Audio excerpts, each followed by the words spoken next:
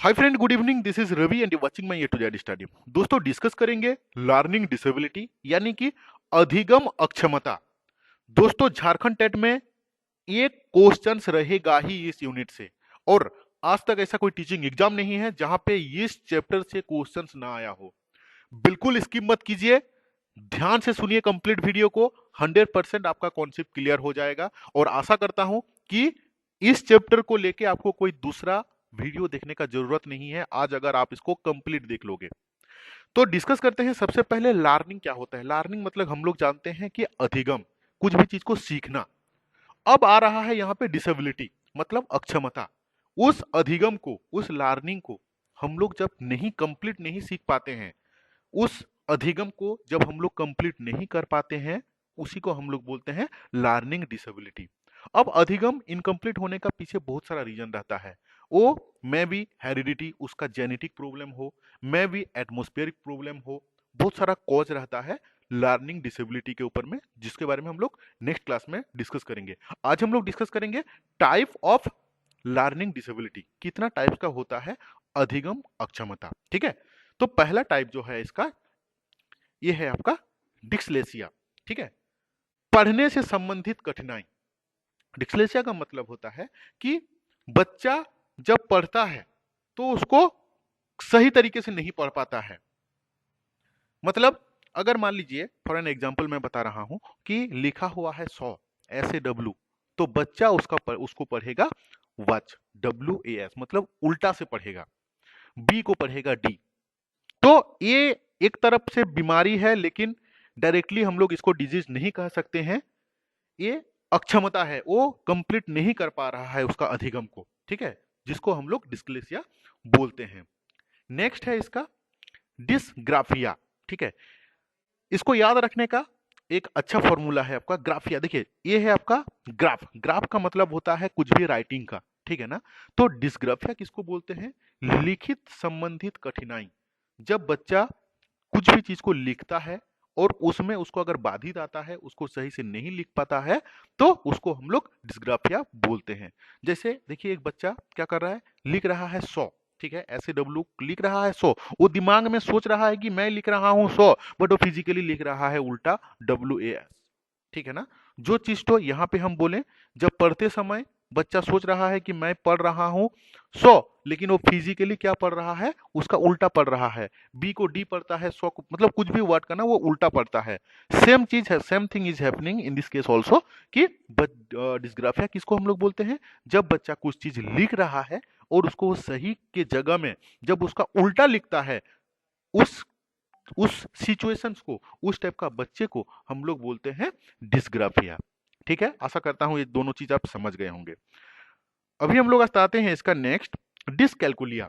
दोस्तों, कैलकुलिया से आ रहा है। एक एक वर्ड को आप लोग को दिमाग में रखना है कि आपको याद ना रखना पड़े। देखिए, इससे पहले क्या था, ग्राफ था। ग्राफ का रिलेटेड रहता है किससे? आपका राइटिंग से। ये था आपका ग्राफ, डिसग्राफिया।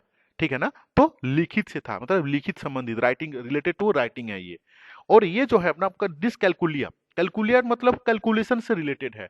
तो गणितीय जिसमें गणित से रिलेटेड प्रॉब्लम रहता है, गणितीय गणना से संबंधित जो समस्या रहता है बच्चा का, उसको हम लोग डिसकैलकुलिया बोलते हैं।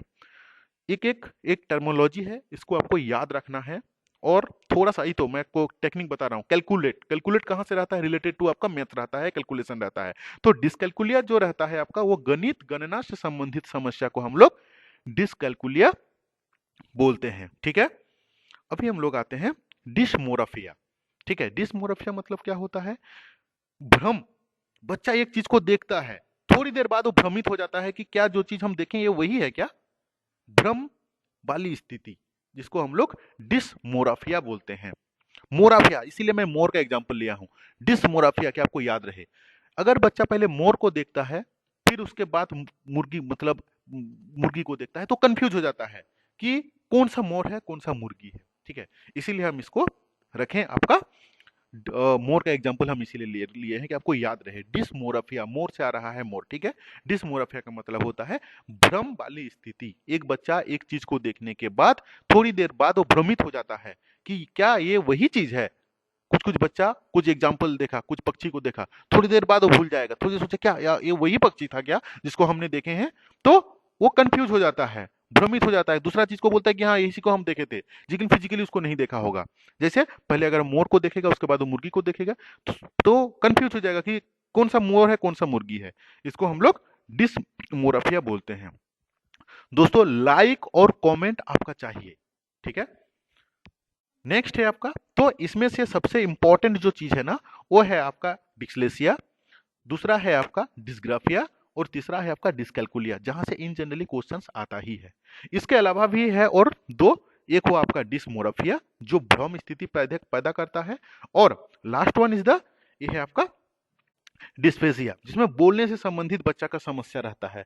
बहुत सारा बच्चा क्या होता है ना कि छोटा बच्चा को अगर हम लोग देख लेंगे ना तो बच्चा ना कुछ चीज अपना मन में ही रहता है, उसको एक्सप्लेन नहीं कर पाता है, जो चीज तो बोलना चाहता है। अगर कोई छोटा बच्चा देखिएगा कभी फोन में बात करता है तो उसका मन का अंदर का चीज जो इंटरनल उसका जो फीलिंग है, उसका जो अंदर का जो चीज है वो उसको एक्सप्लेन नहीं कर पाता है।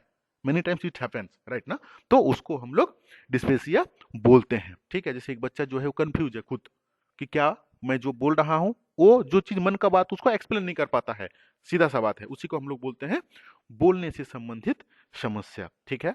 तो बोलने से संबंधित समस्या को हम लोग डिस्फेसिया बोलते हैं, ठीक है। डिसमोरफिया किसको बोलते हैं, भ्रमित को बोलते हैं। डिसकैल्कुलिया किसको बोलते हैं, गणित रिलेटेड मतलब कैलकुलेट रिलेटेड जिसमें प्रॉब्लम रहता है। नेक्स्ट वन हो गया आपका डिस्ग्राफिया जो लिखने से संबंधित प्रॉब्लम रहता है, और सबसे पहला जो इंपॉर्टेंट है वो आपका डिस्लेक्सिया जो पढ़ने से संबंधित कठिनाई है, ठीक है। तो आशा करता हूं कि लर्निंग डिसेबिलिटी का जो कॉन्सेप्ट है आपको समझ में आ रहा है। धीरे धीरे हम झारखंड टेट का कंप्लीट सिलेबस का एक एक चैप्टर का एक एक यूनिट को हम कंप्लीट करेंगे, जो मैं ऑलरेडी आपको प्रॉमिस किया हूं। और वेरी रिसेंटली मैं 1 to 5 और 6 to 8 का एसएसटी और साइंस का मेरा नोट भी बन रहा है, जो कि मैं आपको देने वाला हूं आपको। और क्योंकि दोस्तों एक चीज जान के रखिए, जब तक आपको एक सही स्टडी मटेरियल्स नहीं मिलेगा तब तक आप नहीं पढ़ पाओगे। और मेरा जो स्टडी मटेरियल्स बन रहा है उसमें आपको content plus pedagogy plus huge number of MCQ वहां पे रहेगा। और आज की तारीख में आप कोई भी किताब दुकान में चले जाओगे ना तो वहां पे अगर आप जेटेट का किताब लोगे तो ऊपर में सिर्फ लिखा रहेगा जेटेट, लेकिन अंदर का जो मटेरियल्स रहता है वो 100% आपका सी टेट का ही रहता है।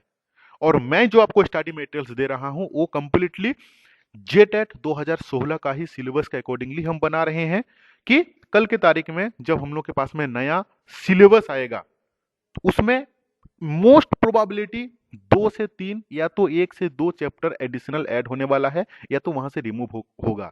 तो अगर आप आज के तारीख में अगर ऑलरेडी प्रीवियस ईयर्स का जो सिलेबस है अगर उसको आप कंप्लीट करके रखोगे ना तो आई थिंक आपको कल के तारीख में जेटेट से कोई नहीं रोक सकता है। और मेरा स्टडी मटेरियल्स अगर आप एक बार लेके पढ़ोगे तो 100% हम आपको गारंटी देंगे कि आप आराम से निकाल सकते हो, ठीक है। तो thank you to watching this video, comment डालना ना भूलें।